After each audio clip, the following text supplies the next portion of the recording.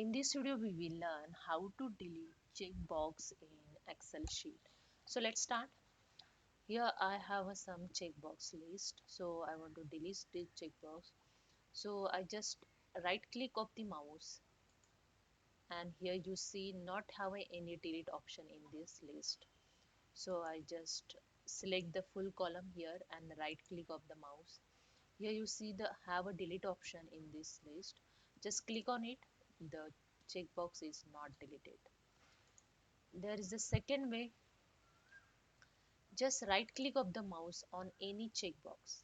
Only just right click and you find this list and click the anywhere. Here you see the checkbox is selected. Then press the delete button of the keyboard. That's it. The checkbox is deleted. Again I show you.